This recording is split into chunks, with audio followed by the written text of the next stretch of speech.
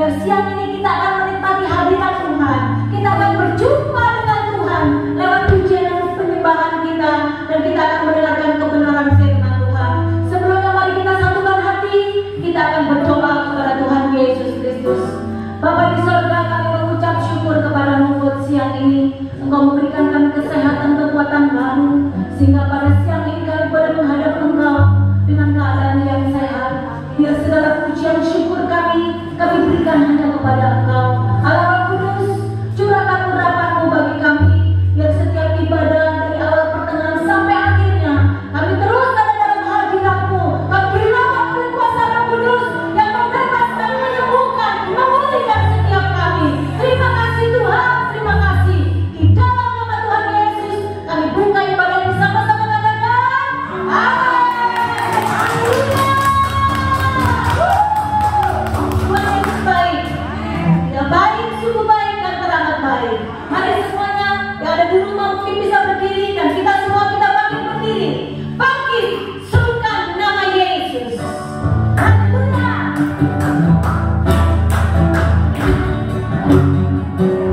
Terima kasih Tuhan.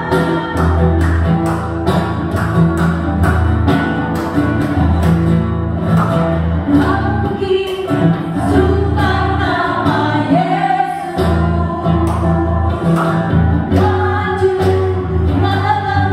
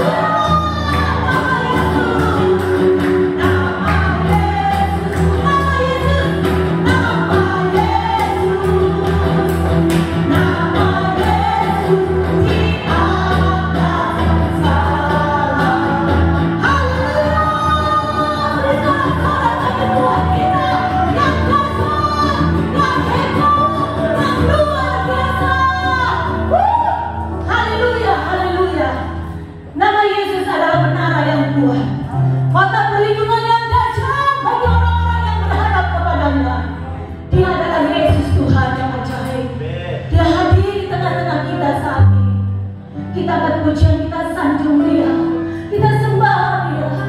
Mulia, mulia, Engkau mulia Tuhan, Engkau mulia, Engkau mulia, Engkau mulia.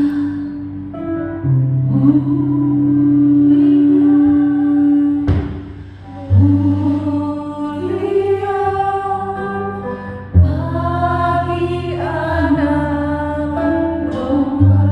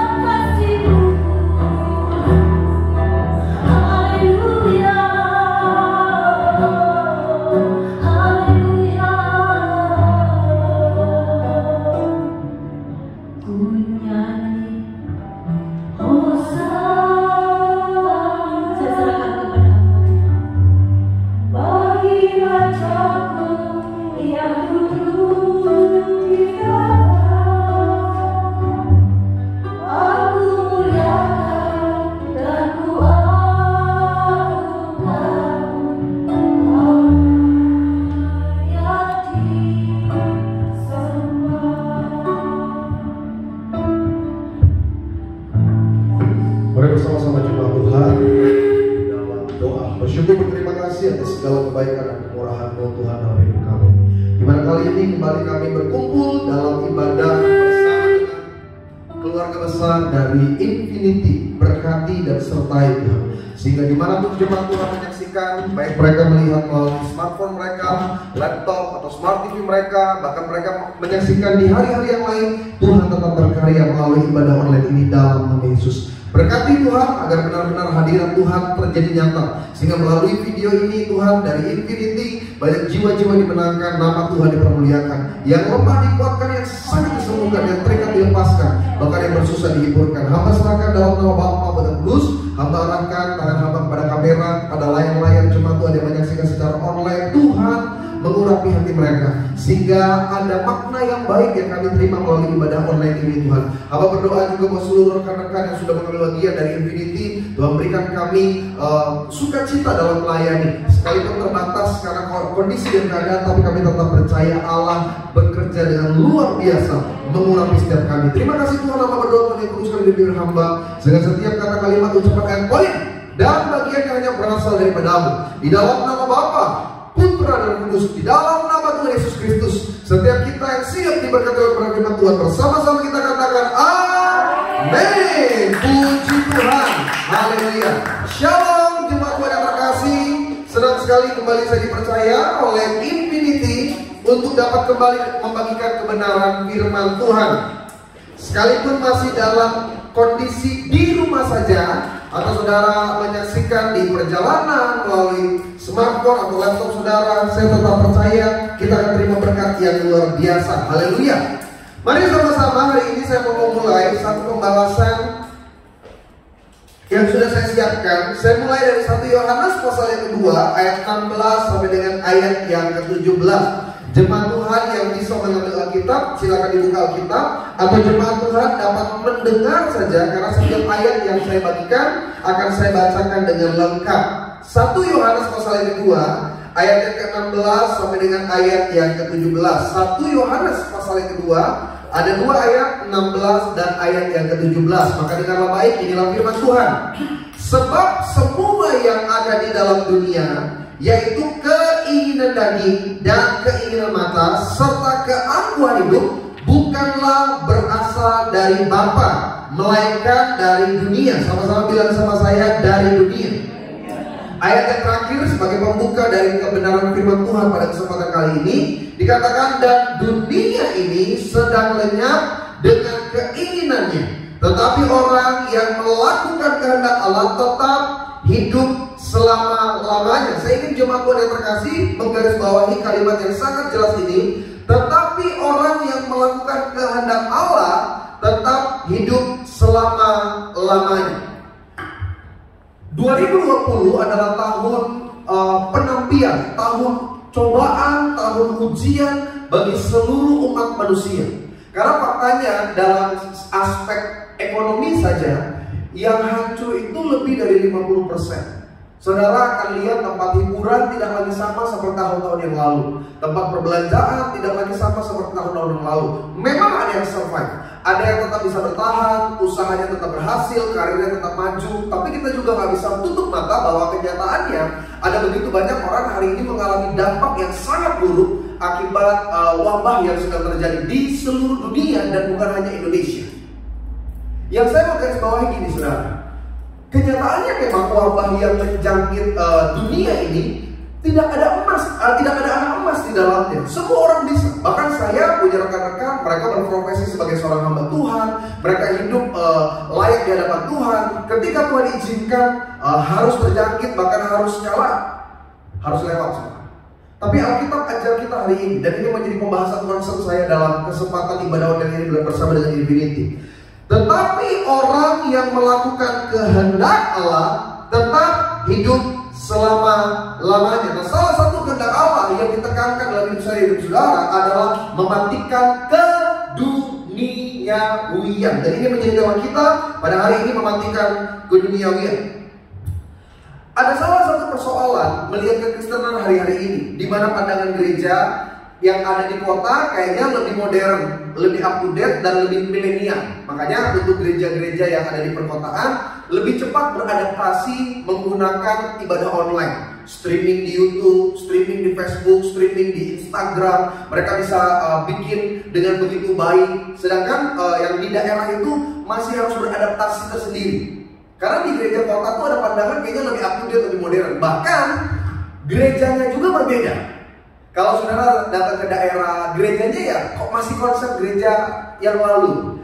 Ada gedungnya, ya bahannya ada yang kayu, ada yang tembok. Tapi kalau ke Jakarta, apalagi di tempat-tempat umum, di tempat-tempat besar, seringkali kita kaget, gereja ya. Ada yang modelnya kayak kolosium. Sekarang gereja itu salah satu yang menjadi fasilitas itu bukan lagi AC. AC mah sekian belas tahun yang lalu. Jadi gereja ber-AC kayaknya mewah. Sekarang gereja ber-AC biasa. Sekarang gereja itu yang keren itu sudah memiliki LCD besar. Gereja-gereja sekarang gitu kan, di mimbar LCD besar. Itu kita ibadah tuh nonton sampai buta lah pokoknya, saking gedenya itu LCD.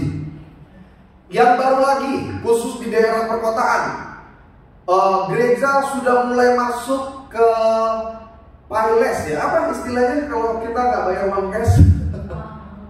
Ya kan? Sekarang kan gitu kan. Dulu gereja sudah menyediakan mesin edisi. Jadi orang datang persembahan perpuluhan gesek. Sekarang sudah kerjasama dengan berbagai merchant seperti GoPay, ShopeePay, OVO. Itu gereja tuh. Bahkan habis persembahan dapat cashback. Tapi betul, sebenarnya itu model gereja sekarang. Coba lihat gereja sekarang nggak terlalu kaku gitu, nggak terlalu kaku. Dulu yang berubah kan musik. Tadinya cuma pakai organ, sekarang udah full band. Tapi yang lebih modern lagi sekarang penampilan. Dulu worship leader itu kalau pakai baju kayak worship leader kita tadi, rapi, ya kan, seragam. Sekarang coba lihat, apalagi yang disebut milenial, pakai jaket kuli, ada yang bajunya udah macam-macam. Pendeta zaman sekarang nggak kayak zaman dulu. Saya ingat betul waktu saya masih kecil, gereja itu masih pakai pendeta itu masih pakai jubah, beralih, pakai jas. Sekarang seringkali pendeta pakai sweater, cuma pakai kaos lengan pendek terkadang, pakai kaos lalu pakai jas, dan itu menjadi gambaran modernitas gereja. Itu kekristenan sekarang. Tapi saudara tahu nggak? Kita cuma melihat dari satu sisi mata uang. Ada satu sisi mata uang yang seringkali nggak kelihatan, tapi sebenarnya itu efek negatif dari modernitas. Mereka bilang begini, nggak apa-apa dong gereja sekarang pakai celana pendek, pakai tank top, kan yang penting cinta Tuhan. Kan kita modern pendeta. Pendeta zaman sekarang kan udah gak kaku-kaku. Jadi kalau kita tatoan gitu, pelayan Tuhan ada tato-tatonya. Yang penting cinta Tuhan. Pokoknya di sini Yesus, Yusuf, Maria, murid-murid Yesus. Pokoknya yang penting kita menunjukkan cinta Tuhan. Gak apa-apa dong pendeta, yang penting kan kita cinta Tuhan. Kita tetap pelayanan. Yang merokok sama nge-vape itu kan modern pendeta. Itu kan udah zaman sekarang. Pendeta kalau kita minum-minum biasa kok. Pendeta di luar negeri juga orang-orang ibadah. Kita di Indonesia, lu gak perlu minum juga udah panas ya kan? Tinggal keluar aja jam 12 siang. Itu panas sampai ke relung jiwa itu. Tapi betul, ada satu pandangan. Mereka menganggap bahwa gak apa-apa, ini kan bagian dari modernitas. Normal kok pendeta hari-hari ini ribut sama pacar, ganti pacar yang lain, kita habis nikah, gak cocok cerai. Itu udah normal pendeta, memang sudah zamannya. Kan kita mengikuti modernitas. Disinilah satu sisi mata uang yang sebenarnya berefek samping di dalam kekristenan. Kelihatannya mereka cinta Tuhan, kelihatannya mereka hidup di dalam firman. Sekarang artis mana sih yang gak bisa ngomongin tentang Tuhan, saudara? Mereka bikin vlog, mereka semua bisa ngomong tentang Tuhan. Pertanyaannya, hidupnya seperti apa? Lah, yang penting kan kita cinta Tuhan. Disinilah yang dipertanyakan, saudara. Siapa yang gak bisa ngomong tentang Yesus? Siapa yang gak bisa ngomong tentang kebaikan dan kebenaran? Tapi kekristenan bukan hanya apa yang terlihat, tapi apa yang dialami dan dikerjakan oleh orang tersebut. Nah, salah satunya adalah keduniawian.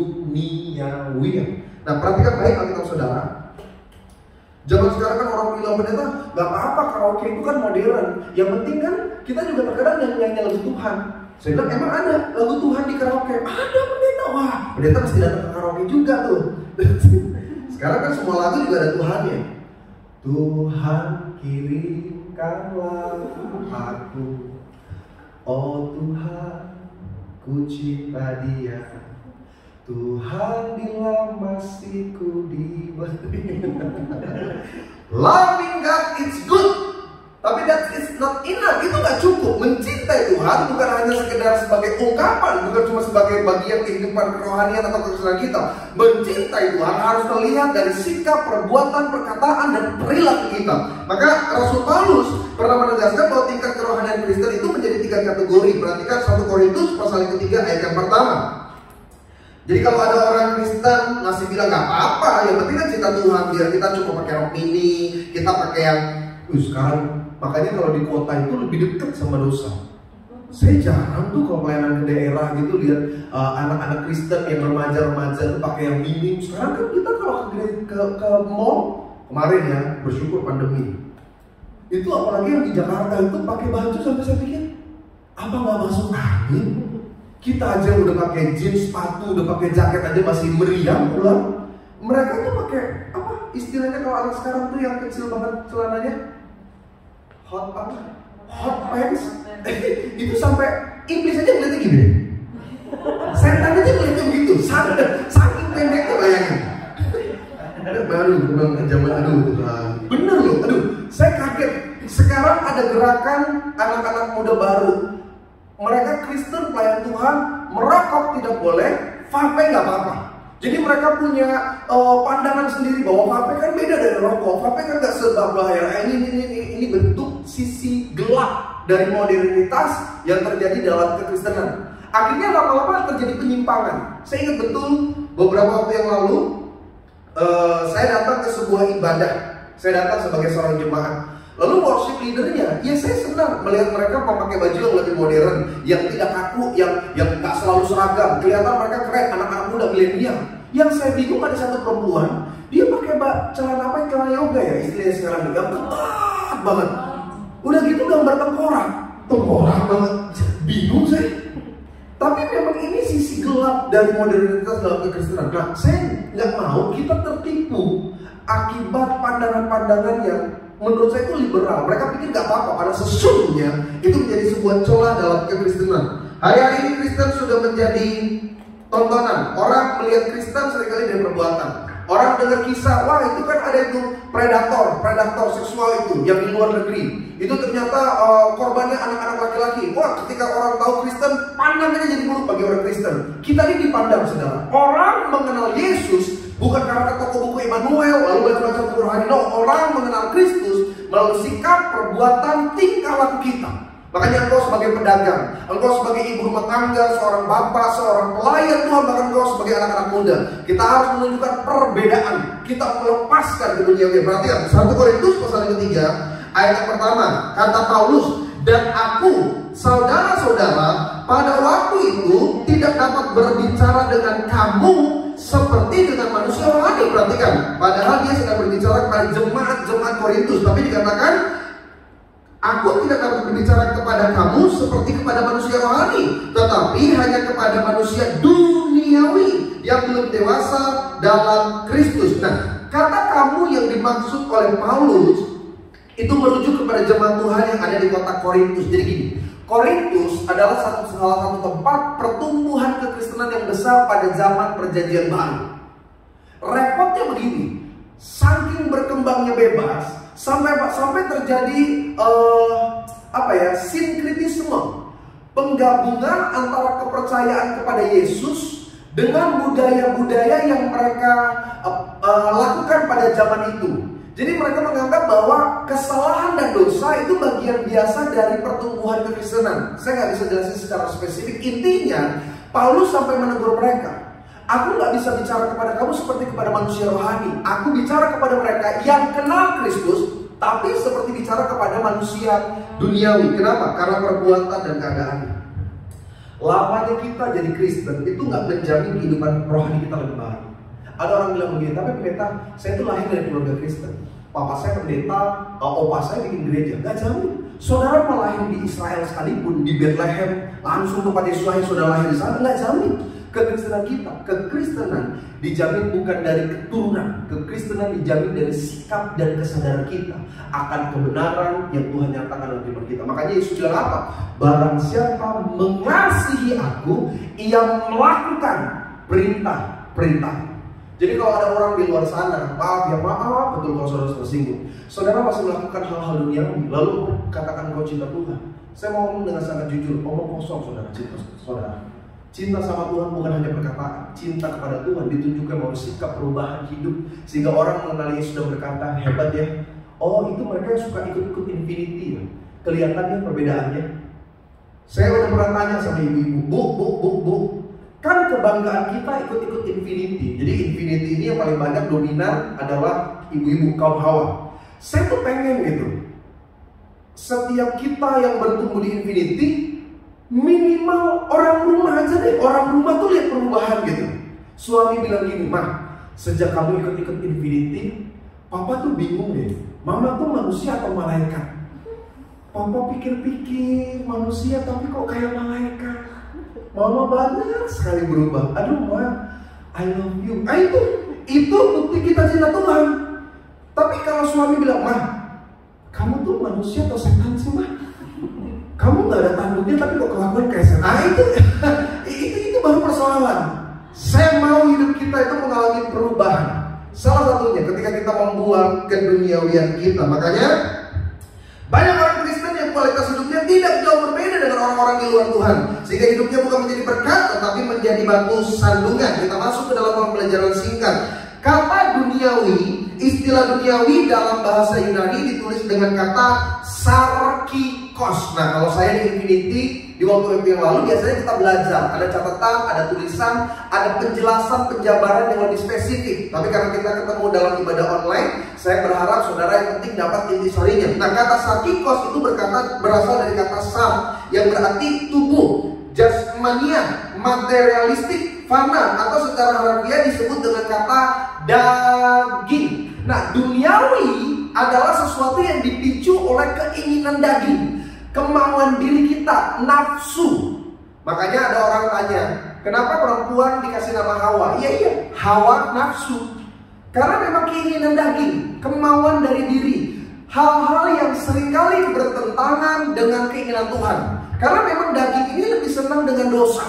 Jadi kita kalau marah pengennya bentak, pengennya maki, pengennya mukul, itu daging. Tapi Alkitab katakan apa? Sabar, itu yang bertentangan. Makanya duniawi berasal dari keinginan daging, dari dosa. Kita perhatikan baik. Saya percaya ada beberapa hal yang saya mau tekankan, karena saya yakin kalau kita dipimpin oleh Roh Kudus, orientasi kita hanya berpusat kepada hal-hal yang duniawi. Makanya ketika orang kenal Yesus, saudara masih ingat nggak awal-awal kita bertobat? Kan ada perubahan. Mau marah jadi lebih sabar. Yang tadinya suka nipu sekarang mulai jujur. Yang tadinya kasar mulai jadi lembut. Yang tadinya pelit berubah menjadi lebih dermawan. Yang tadinya suka ribut sekarang lebih suka damai. Itu tuntunan Roh Kudus. Tapi orang hari-hari ini mematikan Roh Kudus dalam dirinya. Dia berkata, ya nggak apa-apa. Ya kan saya manusia, kalau bohong itu normal. Padahal kita lupa, buat Tuhan tidak ada excuse. Buat Tuhan itu tidak ada kompromi. Tuhan berkata, engkau panas atau engkau dingin. Karena kalau engkau ada di tengah, engkau hanya akan dilemparkan oleh Tuhan. Kita adalah warga kerajaan sorga. Makanya kalau kita hidup dengan cara dunia, repot kekristenan kita. Orang kalau nggak punya pandangan ini, dia justru akan bilang begini, pendeta, kalau kita nggak pakai cara-cara dunia, kita dong yang susah. Salah besar. Berkat kita bukan karena kita mengikuti dunia. Perhatikan, saya ingin setiap jemaat Tuhan mengerti dan memahami maksud saya. Yohanes 15 ayat 19. Yohanes 15 ayat yang 19. Sekiranya kamu dari dunia, perhatikan Alkitab katakan, tentulah dunia mengasihi kamu sebagai miliknya. Tetapi karena kamu bukan dari mana? Bukan dari dunia, melainkan Aku yang telah memilih kamu dari dunia. Sebab itu dunia membenci kamu. Hukum yang kita pakai tidak berasal dari dunia. Perhatikan baik bagian ini. Saudara jangan berpikir, kalau saya nggak ikut cara dunia, saya bisa gagal, pendeta. Kalau saya nggak ikut cara dunia, saya kapan untungnya, pendeta?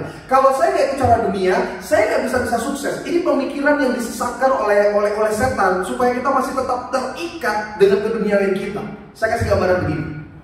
Di Indonesia, di tanah Indonesia, di Jakarta, itu ada istilahnya kedutaan dari berbagai negara. Ada kedutaan Malaysia, ada kedutaan Belanda, ada kedutaan Arab Saudi, ada kedutaan Amerika yang paling panjang kalau ngantri. Itu biasanya kalau orang mau bikin visa untuk bisa masuk ke Amerika. Di mana itu? Kedutaan Amerika itu? Pernah lihat nggak kalau di kedutaan Amerika, nanti saudara searching aja di Google Map. Itu kalau orang antri itu mau minta visa, mau masuk. Pernah antri mau bikin visa? Hah? Jangankan Amerika, ternyata Bali juga belum pernah. Itu takdir ya. Kan kedutaan Amerika mendirikan bangunan di atas tanah Indonesia. Tetapi hukum yang berlaku di dalam kedutaan itu bukan hukum Indonesia, hukum Amerika. Bahkan mereka yang bekerja di sana rata-rata mengikuti standar operasional prosedur yang ditetapkan oleh Amerika. Jadi yang lain rupiah, yang dalam kedutaan kata gajinya dolar. Waktu Indonesia mengalami krisis, saya mau tanya, kedutaan itu ikut krisis nggak? Jadi Indonesia kerusuhan, Indonesia lagi mengalami ekonomi turun. Saya mau tanya, kedutaan Amerika ikut krisis nggak? Tidak. Dia betul mendirikan bangunan di atas tanah Indonesia, tapi mereka nggak ikut krisis. Jadi kalau Amerika lagi untung, dia tetap ikut untung. Nah, begitulah gambaran kekristenan kita. Yes, kita tinggal di dunia, kita kerja di dunia, kita kerja, beraktivitas, kita berkehidupan di dunia, tapi berkat kita dari kerajaan surga. Jadi kalau orang berkata, lu kalau nggak dihukum nggak bakal untung, salah besar. Berkat kita datang daripada Tuhan. Kalau Tuhan berkenan dan membuka kita berkat, tidak ada yang mustahil bagi saya dan saudara.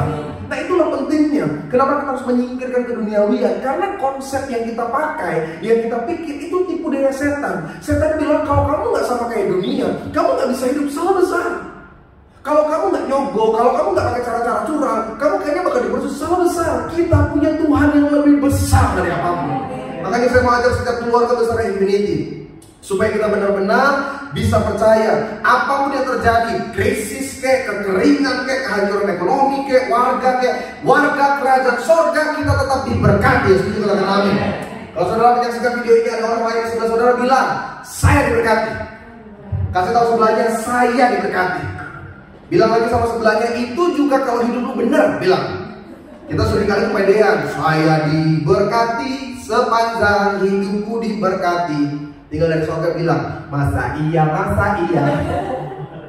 Yang benar dulu hidupnya. Berkat itu gampang buat Tuhan. Salah satu syarat mutlak menjadi warga surga. Kita mulai masuk poin. Kolose pasal 3 ayat 5 sampai dengan ke-6. Kolose pasal yang ketiga ayat 5 sampai dengan ayat yang ke-6. Yang pegang Alkitab atau saudara bisa dengar baik.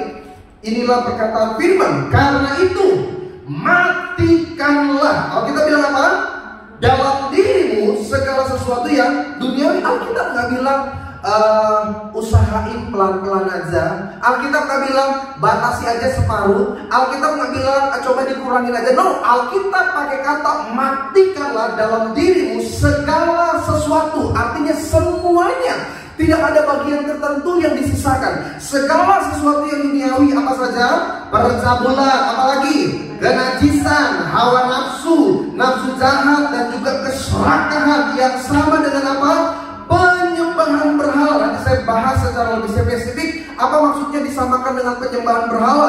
Semuanya itu kata Alkitab mendatangkan murka Allah atas siapa? Orang-orang durhaka. Artinya mereka yang sudah mengenal Yesus, mereka yang percaya kepada Tuhan, tapi hidup dengan cara duniawi. Alkitab nggak bilang harus dikurangi. Alkitab nggak bilang batasi atau pelan-pelan saja. Makanya waktu kita terima Yesus, salah satu bentuk komitmen kesungguhan kita mengikuti yang namanya sakramen pembaptisan. Makanya buat beberapa pandangan gereja, mereka bilang jangan dipercik, harus diselamkan. Sebenarnya bukan masalah caranya, ada bagian yang lebih esensi di dalam praktek sakramen pembaptisan ini. Maksudnya gini, ketika kita diselamkan, itu sama seperti orang yang dikuburkan, itu gambarannya. Jadi waktu kita dikubur, dibangkitkan, disitulah kita disebut sebagai manusia baru. Makanya gereja memberikan nama baru yang sesuai dengan Alkitab. Tujuannya supaya apa? Supaya hidup kita yang kemarin itu sudah tidak ada. Lagunya jelas. Ku telah mati dan tinggalkan. Apa yang kita tinggalkan? Cara hidupku yang lama. Kenapa kita harus tinggalkan semuanya? Semuanya sia-sia dan tak berarti lagi. Nah, ketika kita dibaptis, ketika kita dikuburkan dan dikeluarkan, ada hal yang harusnya berbeda. Sekarang ini ada satu konsep persoalan yang apa ya? Melihat pembaptisan itu sebagai hal yang kurang tepat gitu. Ya, saya pengen sembuh pendeta, makanya saya dibaptis. Saya yakin mujizat menyertai hidup orang percaya. Tapi esensi pembaptisan adalah bagaimana kau mengambil komitmen untuk hidup berubah. Pasti ada mujizat kok kalau kita berubah. Pasti ada hal-hal yang baik yang menyatakan keberhasilan, kesuksesan, kesembuhan, pemulihan. Karena Tuhan sudah sediakan reward bagi kita yang mau hidup setia sesuai dengan apa yang menjadi ajarannya. Iring Yesus itu gak bisa cuma separuh-separuh, saudara. Sungguh. Jangan selalu bilang, saya cuma mabok aja pendeta. Saya sih masih terikat masalah pornografi aja pendeta. Saya sih masih cuma gara-gara merokok aja pendeta. Mulut saya sih memang cuma gara-gara bohong aja. Alkitab katakan yang lebih spesifik, yang lebih jelas. Lihat perkataan Yesus, Matius 8 19 sampai dengan ke-22. Jadi nanti buat jemaat Tuhan yang menyaksikan secara online, kalau nanti persekutuan Infinity ini sudah dibuka, datang. Karena lebih jelas, lebih nikmat saya juga menyampaikannya. Kalau online ini seringkali terbatas. Kata kalimat saya itu harus sangat berhati-hati. Kan sekarang ada undang-undang ITE. Ngomong yang nyerempet aja bisa jadi masalah. Seperti anjay, itu jadi masalah itu. Iya, zaman sekarang apa yang harus dimasalahin? Tapi kalau misalkan ibadahnya offline itu kita lebih lebih bisa terbuka lebih luas. Matius 8 19 sampai dengan 22, perhatikan. Lalu datanglah seorang ahli Taurat dan berkata kepada Yesus, "Guru, aku akan mengikut engkau." Perhatikan, siapa yang mau ikut Yesus? Ahli Taurat. Seharusnya ini sebuah kebanggaan buat Yesus kalau ada seorang ahli Taurat, dikatakan ahli, expert, seorang yang memahami Taurat, seorang yang bahkan dihormati oleh orang-orang di sekitarnya. Dia berkata, "Guru, aku akan mengikut engkau kemana saja kau pergi." Yesus nggak bilang, "Aduh, puji Tuhan, akhirnya ada yang mengikut." No, Yesus katakan dengan sangat keras, "Serigala mempunyai liang, burung mempunyai sarang, tetapi anak manusia tidak mempunyai tempat untuk meletakkan kepalanya." Seorang lain, yaitu seorang muridnya, berkata kepada Yesus, "Tuhan, izinkanlah aku pergi dahulu menguburkan ayahku." Tetapi Yesus berkata kepadanya, apa? "Ikutlah aku, dan biarlah orang-orang mati menguburkan apa? Orang-orang mati mereka." Seringkali ini yang membuat Yesus dibenci pada zaman itu. Orang bertanya, bukan hukum Taurat berkata, "Hormatilah ayah dan ibumu"? Masa kan menguburkan ayahnya yang mati saja katanya tidak perlu? Itu urusannya orang mati. Kenapa Yesus seringkali berkata hal-hal yang kelihatannya kejam? Oh, bukan kejam. Ini bicara tentang prinsip. Ikut Tuhan itu bukan cuma karena kita sempet. Ikut Tuhan itu bukan cuma karena ya memang saya Kristen. Ikut Tuhan itu komitmen. Jadi ketika engkau bilang aku mau ikut Yesus, kesungguh-sungguhan kita terlihat bukan cuma dari ibadah, bukan cuma dari pengetahuan firman, tapi dari sikap, perbuatan, perkataan, bahkan keputusan kita. Bukan apa yang kita mau, tapi apa yang Tuhan mau. Ketika orang lain menjahati, kenapa kita ampuni? Bukan karena kita suka, tapi kita belajar untuk menunjukkan perbedaan. Ketika orang menghina, kenapa kita nggak balas? Itu yang saya katakan, bukan karena kita nggak mampu, tapi ada Roh Kudus yang mendorong kita mengikuti kebenaran. Disitulah keduniawian kita terlepas. Karena gitu, keduniawian itu sifatnya seperti berhala. Saya mau jelaskan bagian ini. Alkitab katakan katanya sama dengan penyembahan berhala. Jangan lupa, Allah kita adalah Allah yang pencemburu. Bahkan Taurat mengatakan jangan ada Allah lain di hadapannya. Karena memang Tuhan itu tidak mau ada yang menandingi dirinya. Makanya segala sesuatu yang menandingi Tuhan disebut dengan berhala. Saya masuk dalam tanya jawab. Apa yang saudara mengerti tentang berhala? Yang nonton di rumah, di perjalanan, jawab aja dalam hati. Gak usah keras-keras karena saya juga gak dengar. Apa yang engkau mengerti tentang berhala? Ada konsep yang mendefinisikan bahwa berhala itu adalah sesembahan, patung, yang harus dibawa sesajen. Tidak. Inti berhala adalah keterikatan. Ada orang yang punya benda-benda sakti. Pokoknya kalau nggak dimandiin, kalau nggak dikembangin, nanti mulai bergoyang. Nanti minta korban lebih. Nah, itu berhala. Jadi dia terikat. Dia harus melakukan supaya nggak sesuatu yang buruk terjadi. Itu masuk dalam kategori berhala. Tapi sebenarnya berhala itu luas. Saya ambil contoh misalkan gini. Rumah bisa jadi berhala nggak? Sangat bisa. Kita sampai nggak mau ada ibadah di rumah, cuma gara-gara nggak mau rumah kotor. Itu berhala tuh rumah tuh. Yuk bikin ucapan syukur. Di mana ya? Tapi gua nggak ada tempat. Lalu malu kan gede. Jangan nanti benda-benda di rumah besar. Emang yang mau datang ke situ pendemo kerusuhan sampai ketakutan pada besar? Nanti repot kotor. Nanti itu tuh berhala tuh. Rumah sudah menjadi berhala buat saudara.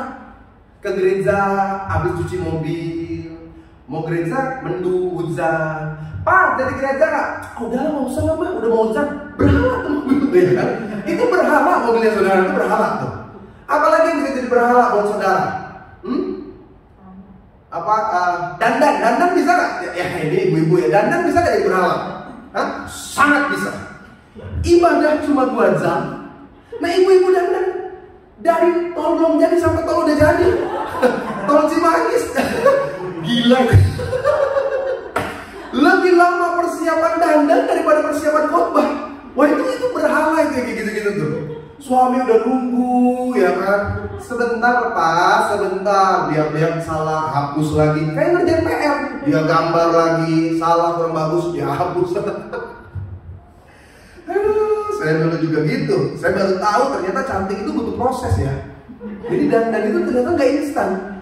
Karena dari kecil saya cuma tahu dandan itu yang penting bedak, tepak selesai kan. Tapi ternyata ribet. Maka saya baru tahu waktu masuk pernikahan. Saya baru ngerti ternyata selama ini bulu mata itu palsu. Sejak saya menikah.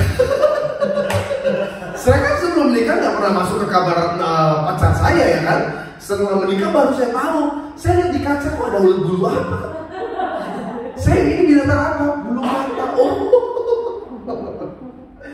Saya dulu waktu pacaran gitu kan mau ngapel. Jam berapa? Jam 4 dia jemput aku. Jam 4 saya udah datang. On time, saya selalu on time. Saya datang, tunggu sebentar sayang. Jadi saya bisa sambil ngerjain yang lain. Dia lagi dandan. Saya lihat sofa keluarganya bolong, saya jahit. Saking lamanya. Dandan itu bisa jadi berhala. Apalagi yang bisa jadi berhala? Harta benda ya udah pastilah. Handphone. Saya baru saja nonton satu film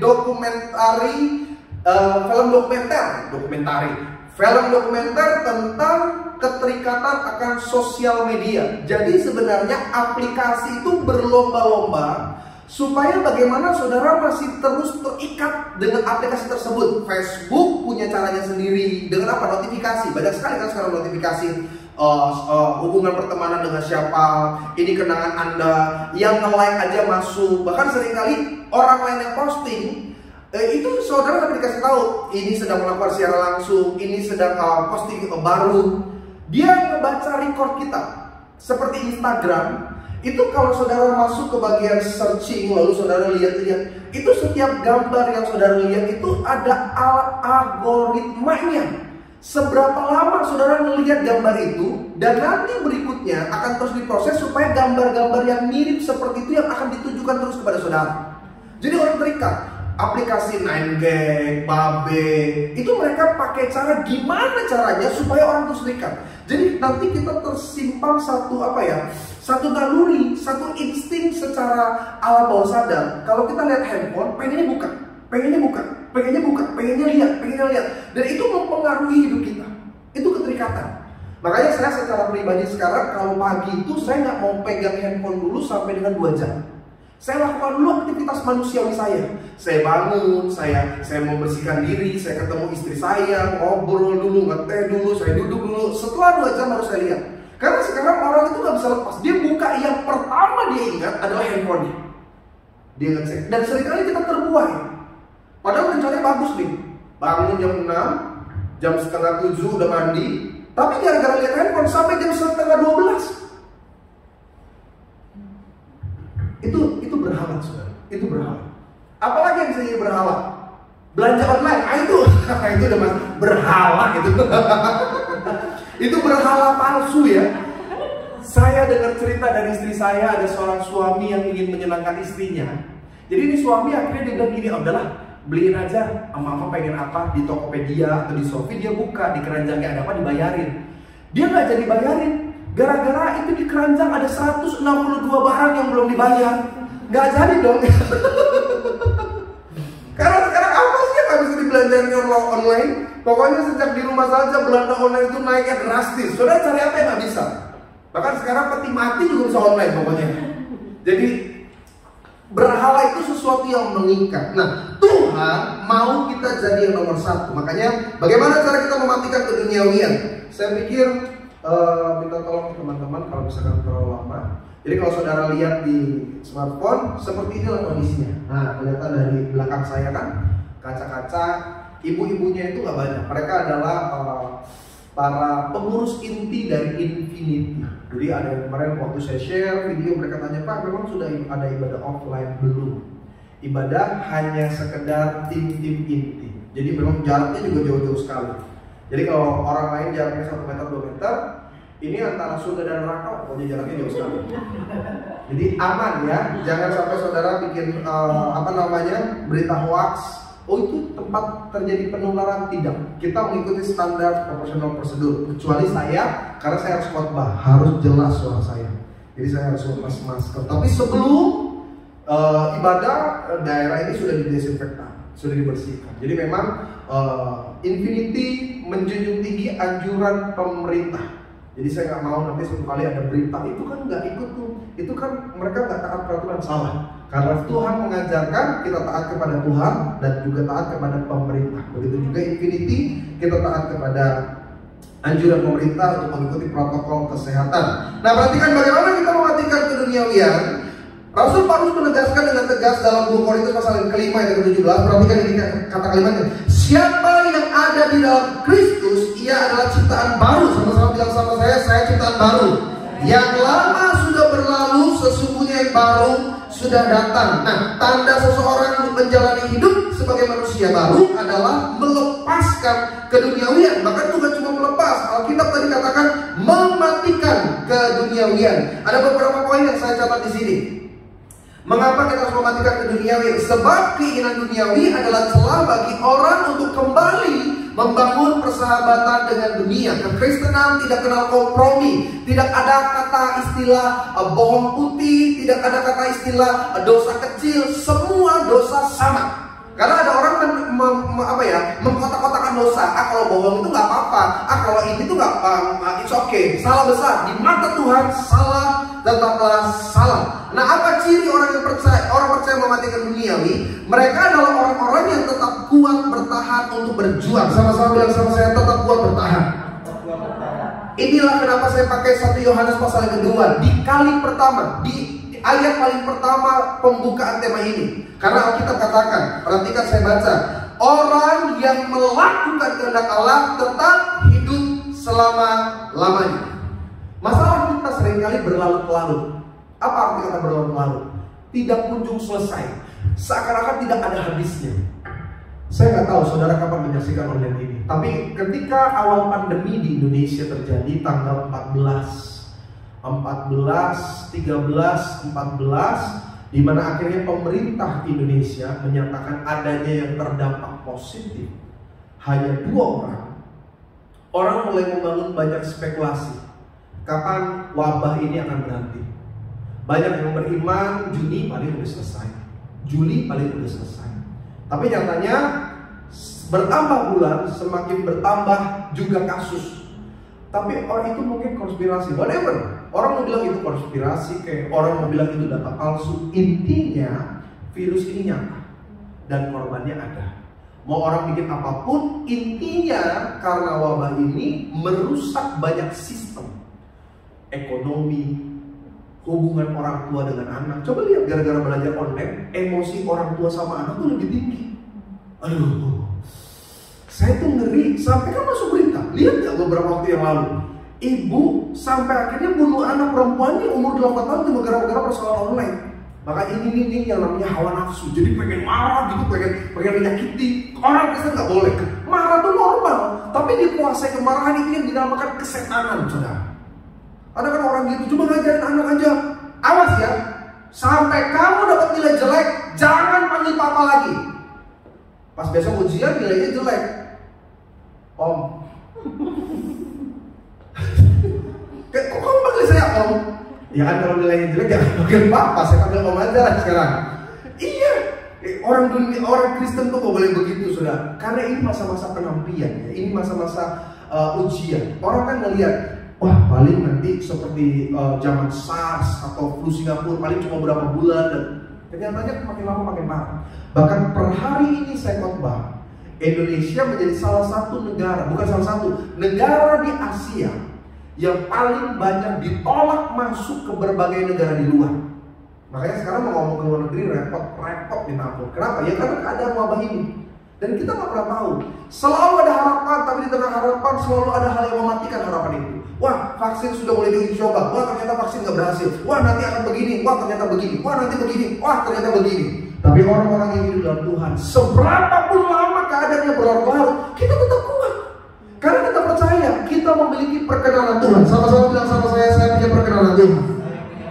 Setiap kita merindukan hari esok yang lebih cerah, keadaan yang semakin hari semakin lebih baik. Tapi keadaannya seringkali kenyataannya memang getting worse, semakin buruk kenyataannya. Baca berita nggak, saudara? Per bulan September ini tingkat pengajuan cerai di kota Bogor, Kabupaten Bogor itu meningkat dengan drastis. Keributan terjadi, orang penat, saudara. Orang penat karena masalah keuangan, orang penat masalah hubungan rumah tangga, orang penat akan segala hal. Tapi kenapa kita tetap bertahan? Karena kita tahu apapun kondisi dan kenyataannya, penyertaan Tuhan tetap sempurna bagi kita. Iya, orang Kristen itu selalu ada sukacita, selalu ada kabar baik di dalamnya. Walaupun kekurangan, mertua nginep di rumah kita nggak pulang-pulang, udah 5 tahun nggak pulang-pulang. Itu mah bukan nginep, pendeta tinggal apa pokoknya terserah. Tapi kalau ada sukacita, enak aja gitu. Jangan di rumah tangga betul makannya nggak nikmat, mungkin makanannya nggak sebaik orang lain, tapi tetap ada damai sejahtera. Itu orang-orang yang melepaskan keduniawian. Kenapa? Karena kita percaya jaminan Tuhan sempurna. Makanya jemaat, kalau mengalami masalah apapun, baik dalam rumah tangga, keuangan, apalagi kesehatan, antara orang tua dengan anak, ingat Tuhan menyertai kita. Penyertaan Tuhan itu membuat kita yakin nggak akan pernah dipermalukan. Jujur. Saya cerita secara pribadi. Ini aja yang saya cerita. Kalau offline saya cerita semuanya. Kalau online sedikit-sedikit aja. Karena yang menyaksikan kan luas ya, ada banyak sekali yang menyaksikan. Masuk masa pandemi, yang dialami saya itu sama dialami oleh banyak hamba Tuhan yang lain, di mana gereja mengalami penutupan. Suka tidak suka, gereja tidak boleh beraktivitas, dan dampaknya adalah masalah penghidupan, kebutuhan, keperluan, dan lain sebagainya. Makanya kalau saudara perhatikan, banyak sekali gereja harus tutup. Karena operasional, sewa, dan lainnya semua itu seringkali sistemnya subsidi silang. Antara berkat dari jemaat, kepercayaan jemaat untuk memberi persembahan, itu diputar kembali untuk aktivitas gereja. Tapi setelah gereja di rumah saja secara online, semuanya mati. Bahkan jemaat juga tidak bisa memberi yang terbaik, karena mereka juga terdampak secara ekonomi. Salah satunya saya tidak ada pelayanan dalam bentuk apapun, dan saya hidup seperti seorang Lewi, tidak ada berdagang dan lain sebagainya. Saya cuma seperti Lewi. Tapi saya percaya Tuhan tidak pernah mempermalukan.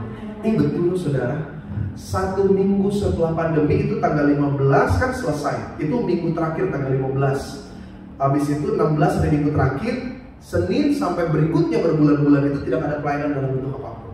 Ditambah istri saya harus lahiran. Istri kan lahirannya agak April. Di jemaat Tuhan, ada jemaat Tuhan, kayaknya pernah ikut Infinity, whatever. Pokoknya dia jemaat Tuhan, tolong untuk bantu saya. Dia punya usaha catering, dan sejak itu dia support saya. Dia selalu kirim 2 lauk setiap hari until today ke rumah saya. Setiap hari 2 lauk. Pokoknya cukup untuk makan siang sama makan malam. Jadi kebutuhan saya tinggal masak beras aja. Ternyata ada juga orang punya toko beras, dia selalu support sama saya beras 5 liter, 10 liter setiap bulan. Jadi untuk makan, minum selalu bersedia. Padahal nggak ada pekerjaan sama sekali, tidak ada pendapatan, tidak ada pemasukan. Terus satu kali dia tanya, pendeta suka yang mana? Semuanya saya suka. Terus yang paling enak yang pendeta suka yang apa? Akhirnya saya ngomong karena dia nanya ya kan, saya bilang saya seneng tuh bu, krecek sama cumi hitamnya. Dan sejak itu selama 1,5 bulan dia kirim krecek sama cumi hitam gak berubah-ubah. Saya mau minta ganti, udah gak enak hati, gratis ya kan. Dia 1,5 bulan memang antara baik sama nggak punya perasaan tuh tipis juga ya. Apa nggak ngerti orang makan itu nggak berubah-ubah. Dia kayaknya ngeliat video ini juga nggak apa-apa. Makasih bu. 1,5 bulan dia kasih cumi hitam sama krecek nggak berubah. Itu sampai makanya saudara lihat jerawat saya di sini nih, ini bekas-bekas kolesterol yang berlebihan gara-gara cumi. Tapi Tuhan itu selalu memberkati, saudara. Saya nggak tahu, tapi saya yakin engkau punya kisahnya masing-masing. Engkau punya cerita bagaimana tiba-tiba Tuhan berkati dengan cara yang berbeda, hal-hal yang nggak pernah terpikirkan. Tapi intinya orang yang lepas duniawi berkat Tuhan terjamin kok bagi kita. Saudara yang punya anak kan kalau kita bawa ke mall, ke tempat umum, atau dia mau makan, kan nggak perlu pusing. Ada nggak anak mau nanya, Pak, aku mau KFC, tabungan papa masih kuat tau 3 bulan ke depan? Nggak perlu dia tanya. Dia nggak perlu ngerti tentang pendapatan nafkah orang tua. Kalau dia mau, dia tinggal bilang, Pak, aku mau. Selesai. Sekarang anak saya udah tahu buka Grab sama Gojek, itu berbahaya sekali. Itu berbahaya sebenarnya. Sedikit lagi dia tahu bagaimana memesan makanan, tinggal TikTok atas nama Yebi. Tapi betul, anak nggak perlu mikir, dia di rumah juga nggak perlu tahu Pak ekonomi gimana, Pak pemasukan gimana. Kalau dia mau makan dia tinggal minta. Kalau kita bilang jangan ya karena begini-begini, dia seringkali bilang apa? Nggak mau, aku maunya ini. Dan seperti itulah seringkali kita di hadapan Tuhan. Ketika kita punya perkenanan Tuhan, kenapa kita berkenan? Karena kita melepaskan keduniawian. Kapan waktu lagi kita akan kembali lanjut saudara pembahasan ini. Karena ini masih panjang sekali.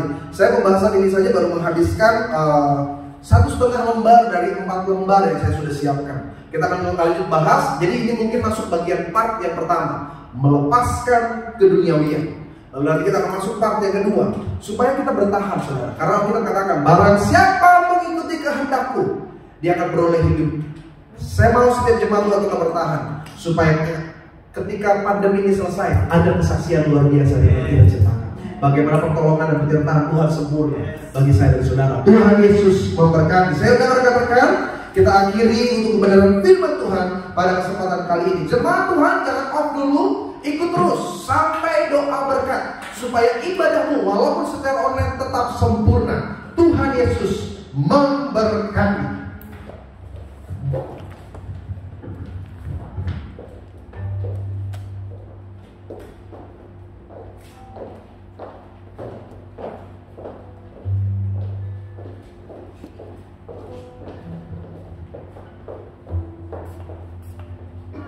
Mari saudara terkasih, kita satukan hati kita berdoa untuk bangsa dan negara kita. Bapa dalam surga, terima kasih Tuhan untuk kasih anugerah-Mu Tuhan Yesus. Untuk siang hari ini Tuhan Yesus, kami mengadakan ibadah Praise and Worship Infinity. Terima kasih Tuhan Yesus, melalui firman-Nya Tuhan Yesus disampaikan oleh hamba-Nya Bapak Pendeta Yebi Tamayo. Terima kasih Tuhan, terima kasih Bapak. Kau berikan kesehatan untuk Pak Yebi dan keluarganya, dipakai terus dalam pelayanannya Tuhan. Semakin Tuhan berkati Tuhan Yesus untuk Pak Yebi beserta keluarganya Bapak. Terima kasih Tuhan, terima kasih ya Bapak. Kami juga berdoa untuk negara kami Indonesia Tuhan Yesus. Bapak dalam surga, pulihkan negara kami Tuhan. Pulihkan negara kami Bapak dari pandemi ini Tuhan Yesus. Bapak, agar vaksin Tuhan Yesus agar segera ditemukan Tuhan. Terima kasih Tuhan untuk semuanya Tuhan. Kami percaya Tuhan ada rencana yang indah yang Kau sediakan untuk kami Tuhan. Terima kasih Yesus, terima kasih Tuhan. Kami juga berdoa Tuhan Yesus untuk Bapak Presiden kami, Bapak Jokowi beserta tim jajarannya Tuhan. Kau jaga dan Kau lindungi, berikan hikmat-Mu Tuhan Yesus dalam menyelesaikan persoalan ini Bapak. Tutup bungkus mereka semua Tuhan Yesus oleh darah-Mu yang kudus.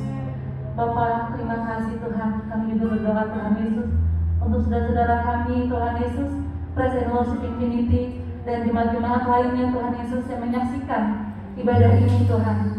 Kau berkati Tuhan Yesus, Kau berikan kekuatan Tuhan Yesus untuk mereka Tuhan Yesus yang sakit Tuhan, Kau sembuhkan di dalam nama Tuhan Yesus. Untuk mereka yang berbeban berat Tuhan, Kau berikan kelegaan. Setiap persoalan-persoalan Kau bukakan jalan keluar Tuhan. Terima kasih Yesus, terima kasih ya Tuhan. Terima kasih untuk anugerah-Mu. Terima kasih Bapa, inilah doa kami, inilah pujian penyembahan kami Tuhan. Di dalam nama Tuhan Yesus Kristus, kami sudah berdoa dan mengucap syukur. Haleluya. Amin.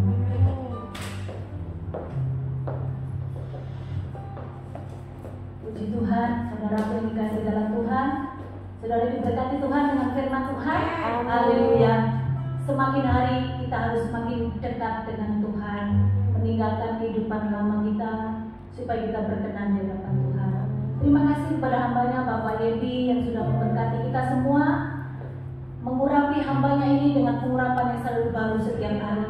Mari kita akhiri ibadah kita panggil berdiri dengan mengangkat satu pujian sebagai doa kita buat Indonesia. Kerajaan-Mu datanglah, kehendak-Mu jadi atas bangsa ini ya Tuhan. Haleluya, haleluya.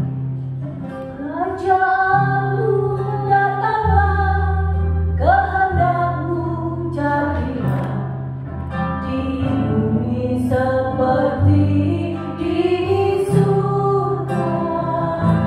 Kerajaan-Mu datanglah, kehendak-Mu jadilah di bumi seperti di surga.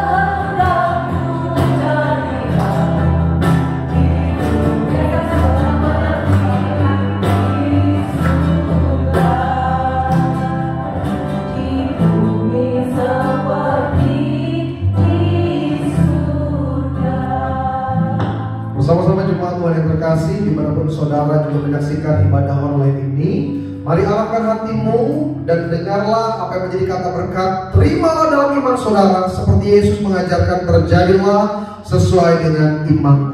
Hamba secara pribadi bersyukur Tuhan untuk Infinity ini, di mana mereka masih mau tetap berkomitmen untuk memberi yang terbaik bagi jemaat-jemaat Tuhan. Hamba selalu percaya firman-Mu yang menjanjikan apa yang kami tabur di dalam Tuhan tidak akan pernah sia-sia.